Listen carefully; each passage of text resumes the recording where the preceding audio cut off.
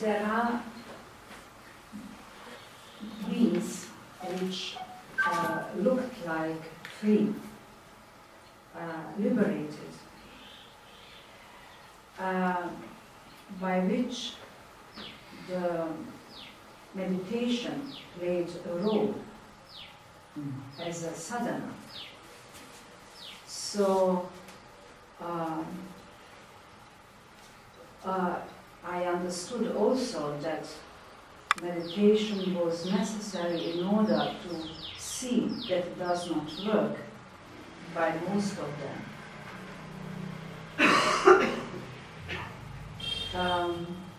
But not by all, so I did not, you know what I mean.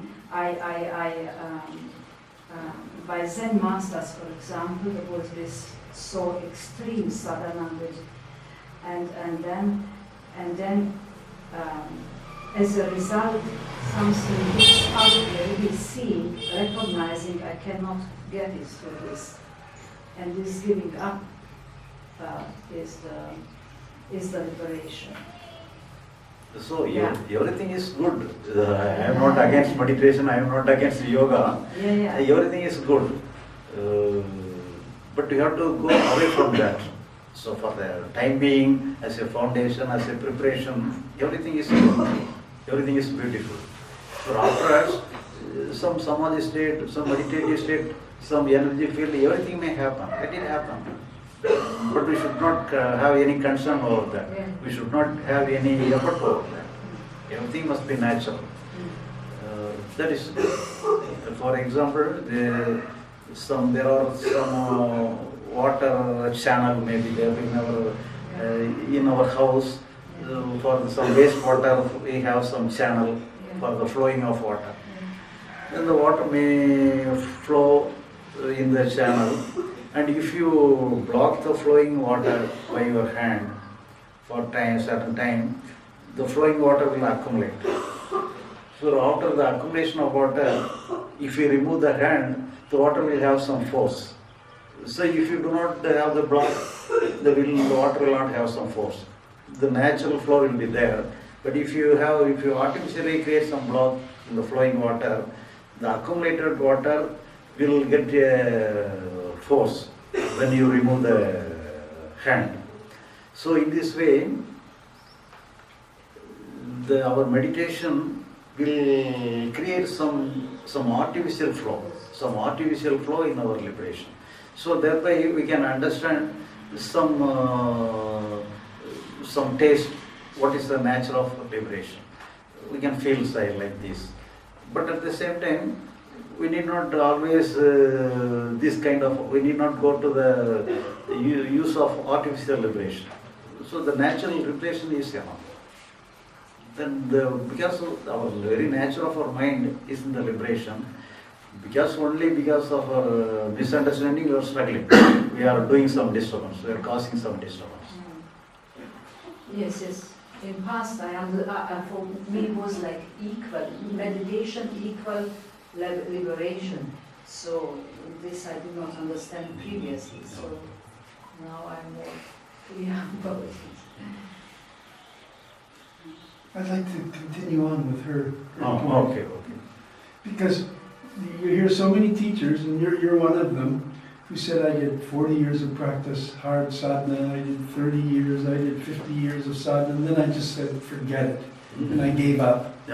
And I think this is what happened to you. You had it finished, gave up. And so every teacher who's in that situation, and there's many, say that the meditation, there was no relationship between the meditation and the liberation itself. And yet, they all did their 30 years, their 40 years, their 50 years before they gave up.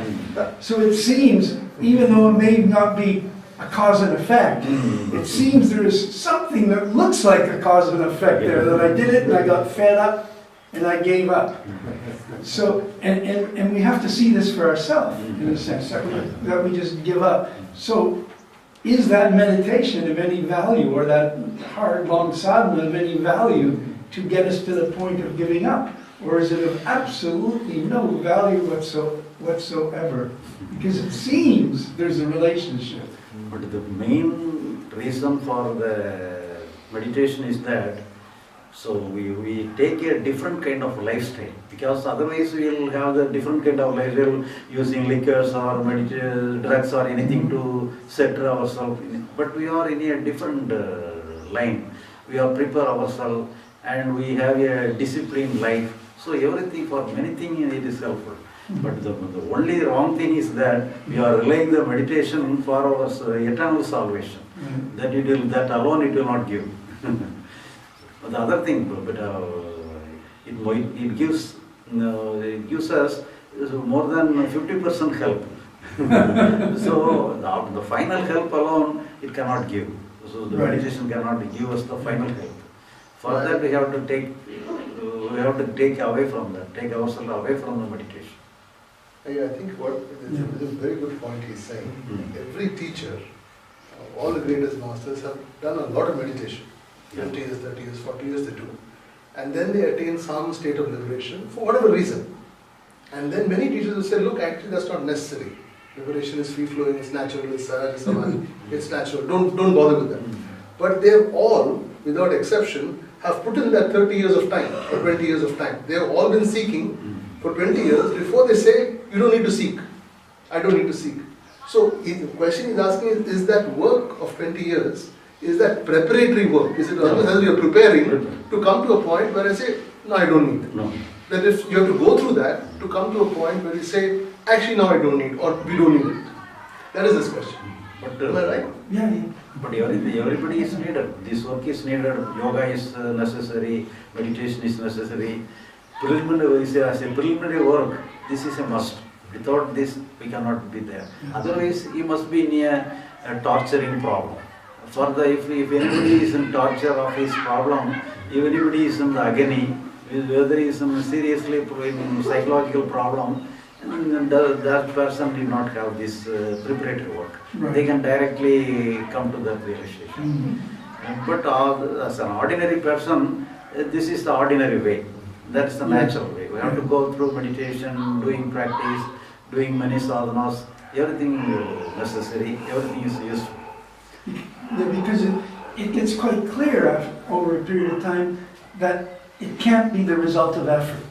Yeah. It can't be the result of effort. That's very clear because that's a movement of mind. So it's time, it's mind, it's all of that. But it seems that the effort has to be done to come to that understanding that I have to stop it. Or we talk with someone like you who says, hey, you don't need it because of this. And then we contemplate it and maybe see for ourselves in that moment. And then we're aware of the liberated state. But even that's rare. That's rare. But in my case also, I also have the idea that liberation and enlightenment is keep myself always in the blissful state. That was your idea. So for to keep myself always in the blissful state, what I have to do is to do some meditation. Yeah. So whenever we have to be in the blissful state, naturally we have to do some meditation. So if you do proper meditation, naturally it will lead to the permanent bliss consciousness. Right. So in this way also I tried. So certain times the bliss consciousness may last for hours together, 1 hour, 2 hours, 3 hours. Sometimes it may last for days together, 1 day, 2 days, or 3 days, or 15 days. But but I have the intention that if it is lasting forever, then I can declare that I am all right. Right. So, but once it happened like this, I cannot be free from even bliss consciousness itself. The bliss consciousness came to me, has not go away from me. So I was permanently with the bliss consciousness. So then only I know the problem of bliss consciousness. So it slowly affects the health of my body. So then only I doubt. So if it is real, if it is worth attaining, how can it destroy the health of our body? Yeah. So it must give health to our body. Instead of giving health to our body, how it capable of destroying the health of the body. So I doubt the status of the bliss consciousness is. Then only I come to understand. So the enlightenment, liberation is not at all an experience.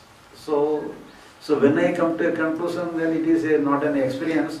And when I realize what is the enlightenment, what is liberation, then only wherever I look, all the masters are saying the same thing. Before that, I have also idea. Every masters are also interested upon creating some bliss consciousness forever. I also thought like that, and when I thought like that, I have the teachings of many masters that they are also longing for that. They are also advising permanent bliss consciousness. Right. But after my understanding alone, when I looked here and there, every masters are using the same word that you have to go beyond experience. The enlightenment liberation is not at all an experience. It is free from all experience. Free from all. So we really do see only our mind. Yeah. Our concepts. Because Nisargadatta used to say, he's a bit different because, like I said, many teachers say there's no relationship between the liberation and the process of sadhana. And yet Nisargadatta, he says that you do, he emphasizes meditation, as you know. And he says the fruit ripens slowly, but it drops suddenly. So he's making some relationship there, that the sadhana does have some importance as a ripening process. So in the last session, we are going to criticize the masters. Because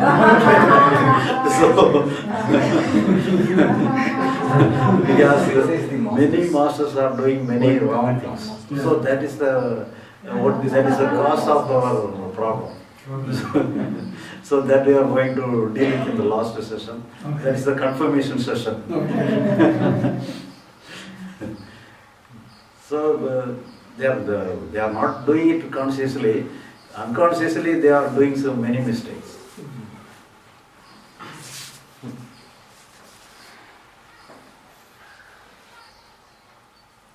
The other thing I wanted to ask you was about different types of meditation.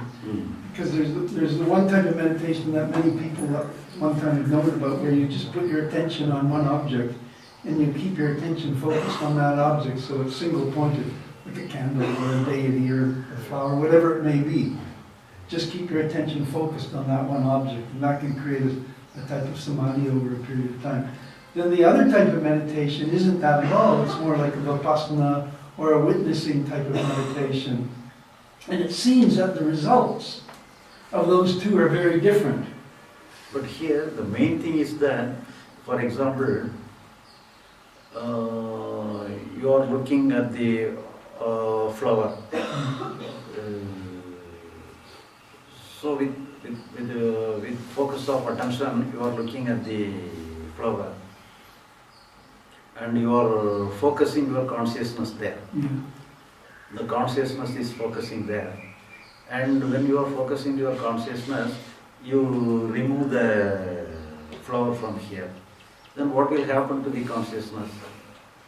The consciousness will be there, but without any object. Right.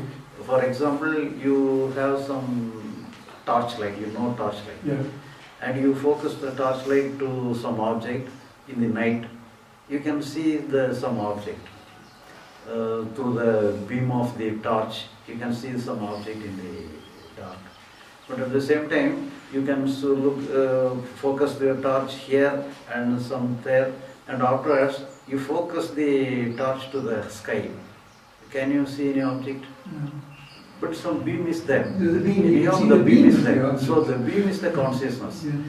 So here, all meditation is to keep you in the consciousness without any object. So for the time being, you may select some object. For afterwards, you have to be in the consciousness itself, without any object. The consciousness itself is the subject, the consciousness itself is the object.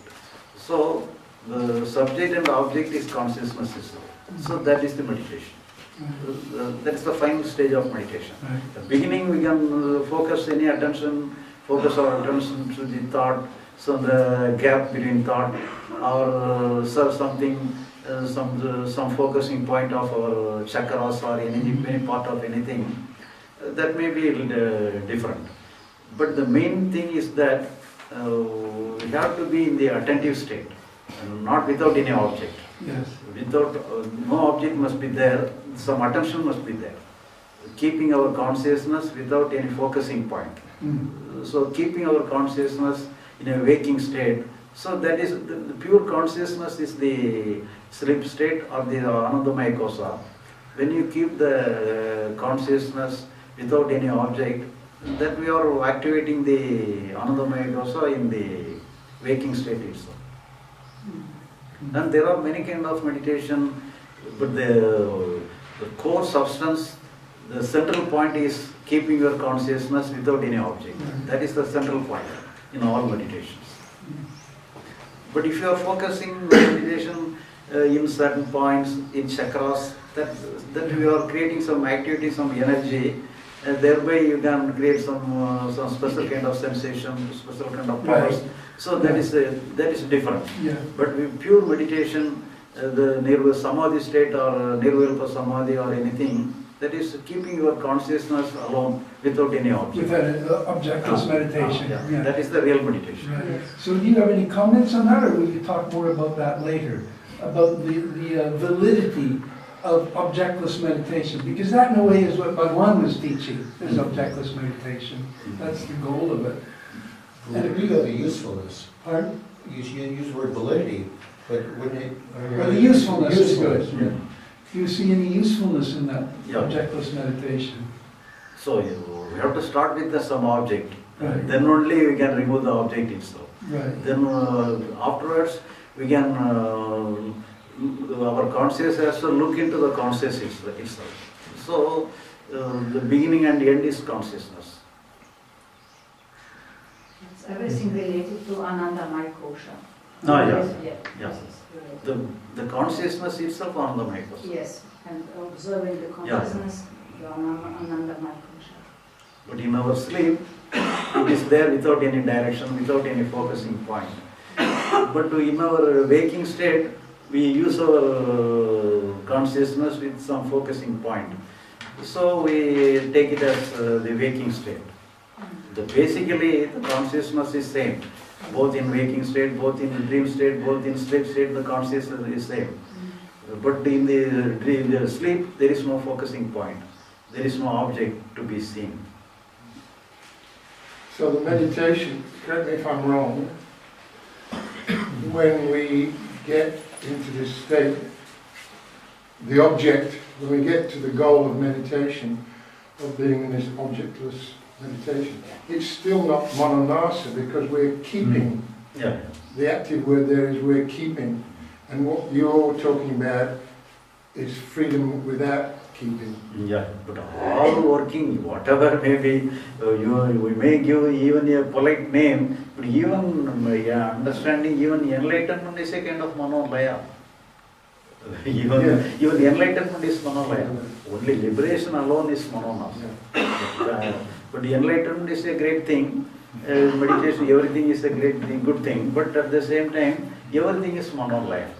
But we should not undergrade, we cannot degrade manolaya. Everything, manolaya is good, but the next moment is, must be free from manolaya. That is the thing. So we can make use of the manolaya. Manolaya is good in itself. It is not good and bad, but in how we take it, without manolaya we cannot live. All our enlightenment, all our discussion, all our meditation, everything is manolaya. All our doings are in the form of manolaya. But the main thing is that we have to free from manolaya, that is the liberation. I want to expand on what he was saying for myself. In meditation, you said consciousness becomes aware of consciousness. The object disappears and consciousness becomes aware of consciousness. Consciousness is both object and subject. Object and subject. In that space, when you are there is an expansion that happens. There's a feeling of expansion. Yeah. And in that expansion, thoughts whatever they may be, thoughts become very small. It's almost as if this room is this big, and in deep meditation, the room becomes 10 times this size, and the objects in the room stay the same size. But the space becomes very large. Right. So the thoughts become inconsequential, they're not important. They come, you can see that it's almost like balloons bouncing around. They have no impact on you. They come and go. Then after you finish meditating, let's say for 30 minutes or 1 hour, this state continues for some time. If I do this, say twice a day, will it not lead to a state where I can be in that natural state of watching thoughts flow? Exactly what you were describing, which is that I don't interfere with thoughts. That non-interference of thought flow, whatever it may be, it comes, it goes, that space when it is created, does it not help us in allowing these to see and not be attached to those thoughts? If they come like you said in one of your books, of like it's like smoke coming from incense, like agarbatti, udubatti, is smoke coming out like that. We are in a state where we allow, it doesn't affect us. Does it not help you in training? So everything helps, but at the same time, you have to give up even that. Because wherever we are doing, we are maintaining something like this, some effort is needed. So here we have to, in the final stage, we have to be without any effort. So no iota of effort is necessary. So we have to free from all effort. So whenever the effort comes, we select something. So all selection, because if we select, we will select the good thing alone. So that's the problem. If you are able to select the bad thing, that doesn't matter. But we select only good thing. We will select the pleasant thing. If you are able to, select the unwanted thing, then everything is okay. But that's the problem. And for those of us sitting here, the word "we have to" is like the trick, because even you are still saying we have to get into. So we have to discuss like this, otherwise we cannot have an understanding. So here also we should not select anything. This understanding is also a kind of selection, that we should not select anything. So the word, we have to use the word like this. That is a limitation of language. It's a limitation of language. So that, back to his description. So when the meditation is progressed like that, where the space is just vast space, and the thoughts are coming and going, but they have no real solidity to them. Within that space, what is that space? Is that space itself still an expression of the underlying reality? Or is that space just the space? Is that space that you mentioned, the vastness itself? But do you hear, the space is getting importance is that, that means we have to free from object. So, Yeah. When we give importance to the space means free from the object. So between the object, space is there. So that is the reason for giving importance to the space. Actually, if you look into the space, then you create the space itself as an object. That's you true. take And that's a big the problem. space itself as an object. So we should be without any object. We must be without any object. Right. So that means object means manolaya. So all manolaya, we should not give importance to manolaya. Right. That is the main thing behind that. So actually the basic thing is not the space. The basic thing is the sensitivity. The sensitivity we cannot imagine, we cannot connect with space. Space is, we define space, but we cannot define the pure sensitivity. Right.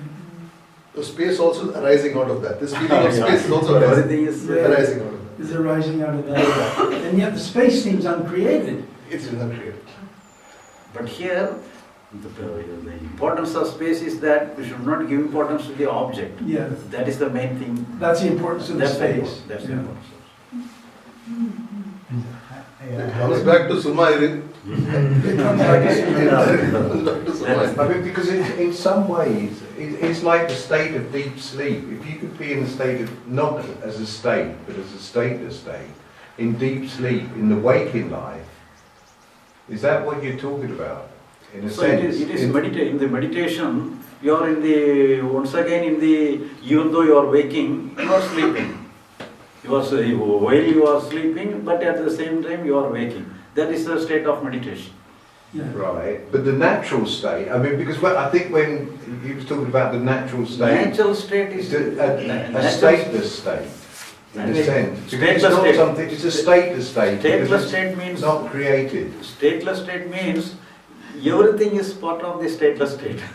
Because whatever comes, it is a state, but the next moment it is not a state. Right, so that is a it's stateless rising and state. evolving, right. So, but the state of deep sleep is where there's no awareness of object Yeah. and no awareness of subject. Mm. So if, in the waking state, can we be like that? Is what you're talking about, allowing the free flow, being as if? So we Asleep, need because- not be in the sleep state, we need not be in the Anandamaya Kosa. Whenever the freedom is not related to the Anandamaya Kosa.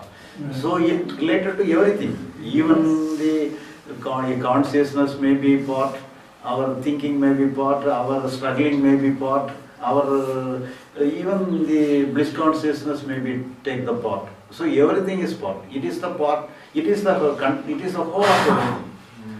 It is, but we're not doing anything about it. Like in that state, we're just allowing the free flow, or So not even allowing the free flow. not is just allowing, there. but it is happening.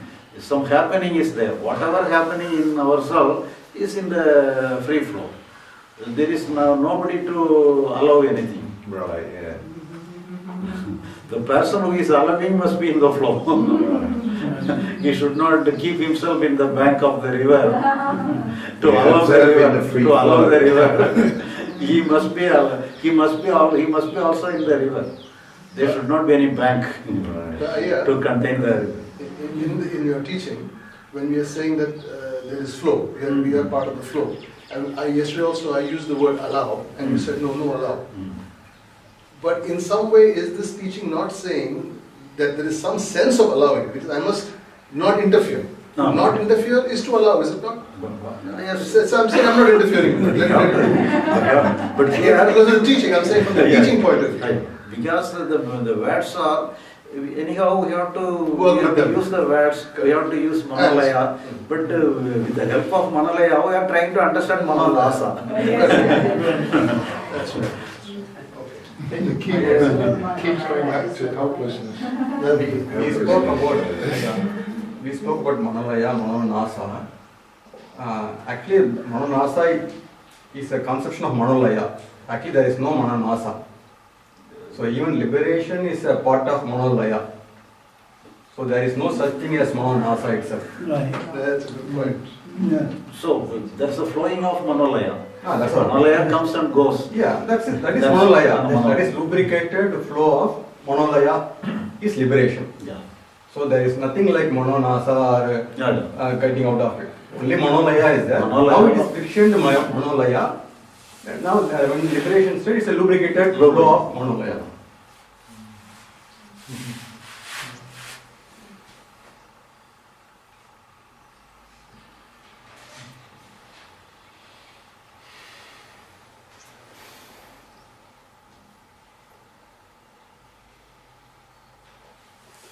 Yes, that is great point, because cannot be two two expressions for something.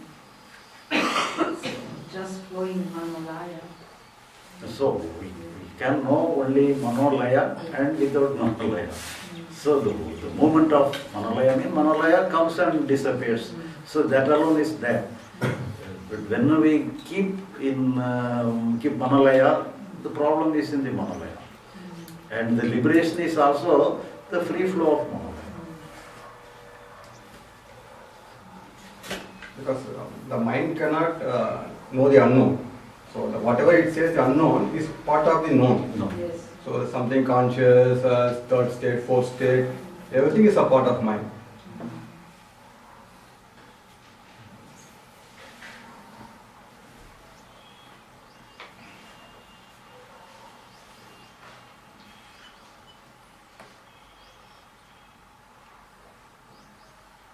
I noticed that in your, following on from what you just said, in your teaching, you don't mention the word heart.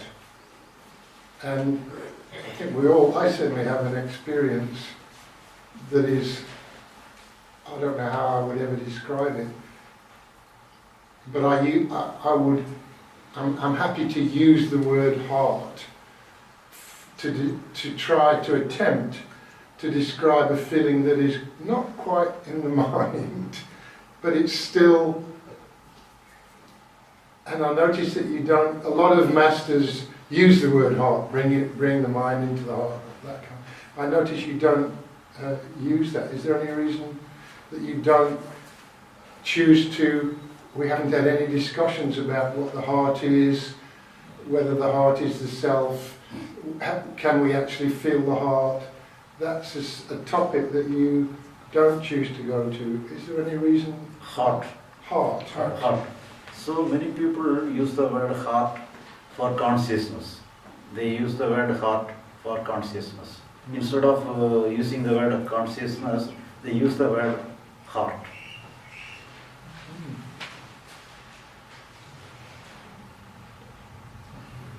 Thought and feeling. Consciousness is heart and thought is mind. They use the like this. The intellect and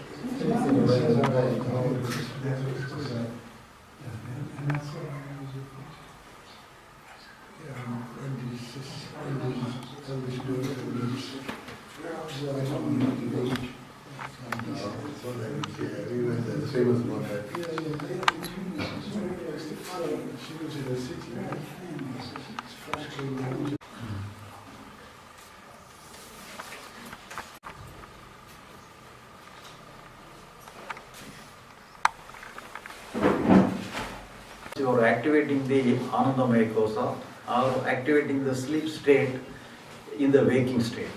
So, the activating the sleep state in the waking state is the meditation. So, whenever you are in the meditation, whenever you are in the activation of the bliss consciousness, you can feel safe. So, you can feel you are free from the turmoil of the world. You can feel from the worries of the world. So it is time being, it will be okay, all right. But here, whenever you are aware that you are in bliss, so this is known as the Savikalpa Samadhi. So it is also Samadhi state. Whenever we are in conscious of bliss consciousness, that we are saying, it is known as Savikalpa Samadhi or Sagaja Samadhi, whatever it may be. But whenever you are going to Nirvikalpa Samadhi, that is once again we are in the deep sleep. But when you are in the Savikalpa Samadhi or Sagaja Samadhi, as just like this, as there some good feeling, some bliss consciousness. So the bliss consciousness is, the quality of the bliss consciousness is very low, it will not affect you. But the bliss consciousness taken more strength, it will affect the nervous system. So if you are in the bliss consciousness, you have to keep it in a low standard. So if it is in the low standard, it will not affect you. So if the standard of the bliss consciousness in the full swing, it will affect the nervous system. But at the same time, whenever you are going to the Nirvikalpa Samadhi, because it will not, we are unaware of that. unaware of the bliss consciousness. We know we are there, but we will not unaware of that. It is just like a sleep. And in sleep also we are in the bliss consciousness, but it helps the health of the body. But at the same time, the conscious feeling of the bliss consciousness alone, if it is in the minimum level, it helps for our health. But if it exceeds the minimum level, it may destroy some function of our body. So, for the time being, it will be helpful. But here, all meditation, there are many kind of meditation. Somebody is doing meditation for some getting some powers, some experience. For the meditation, you may get some. There are many kind of yoga, many kind of practices. Some Kriya Yoga. For Kriya Yoga and everything, to get some power or get some special kind of knowledge, some special kind of sensitivity. So that is there is a different. There are many kind of methods, many kind of practice to get some power and something.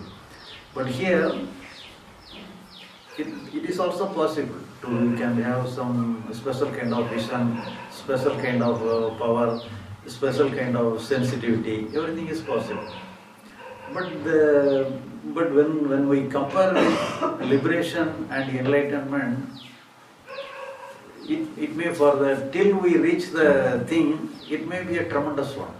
But when we reach the thing, you will feel, why should we waste my time for this? You will come to the conclusion like this. For example, one person, his brother is living at Chennai, and the other person is living, I think he is in the US. And he is doing some practice of yoga and meditation. That the interest he wants to have through meditation and yoga is that he wants to know the future. What will be there in the future of his life. So he tried for 12 years. He done many practices, many yoga, and thereby, and after the end of 12 years, he succeeded in his practice. So now he is able to look at his future. What will happen to himself or anybody in the future. So whenever he reached because he had tried that for the state for 12 years. So after getting success in his career, he found his brother at Chennai. So I mistakenly come to this kind of state. Please don't try anybody this state because I am seriously in problem. I am facing many problems because the present problem is very much. The future problem is too much. I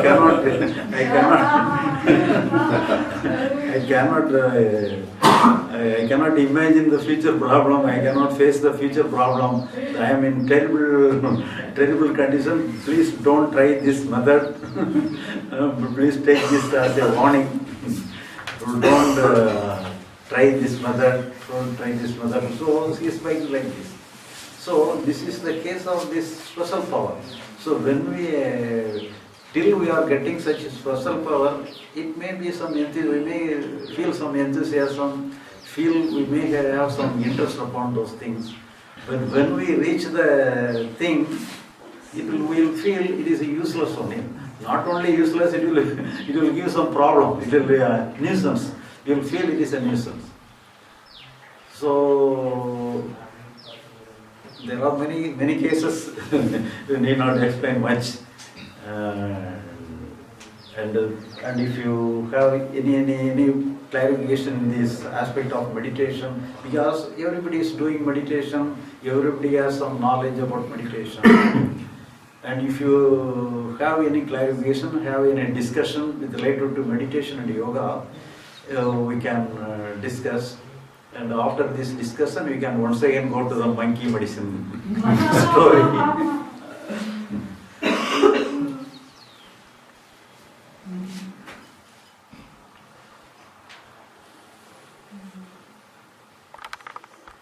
Sahaja Samadhi. One time you said it was a maintained state. Another time you said it's the full mananasa, full flowing state. Usually they speak of Sahaja Samadhi as Jivanmukti, as a free-flowing state. So here, Samadhi, all Samadhi, even some Sahaja Samadhi or Nirvikalpa Samadhi, everything is a maintained state. It is not a natural state. Our work is there. So without our work, without our will, because it is not necessary. The liberation is concerned, we have to give freedom to everything. Where Sahaja Samadhi is maybe there, but we are not maintaining it. If it is some natural Sahaja Samadhi may be there, doesn't matter. But we should not maintain it. Even in the case of Sahaja Samadhi or whatever it may be, even as a liberated person may, for time being, they may enter into Sahaja Samadhi or Nirvikalpa Samadhi. So, without his willingness, without his effort, he may either go. But it is not against liberation. He may either Nirvikalpa Samadhi, Sahaja Samadhi, or as an ordinary person, whatever it may be. But he is not doing any work consciously in his psychological world. So that alone is the thing. Everything must be in the natural way. In the natural way, everything may happen. Even Sahaja Samadhi may happen, Nirvikalpa Samadhi may happen, or no Samadhi may not happen. Nothing may not happen. Everything may happen, everything may not happen. Everything is one.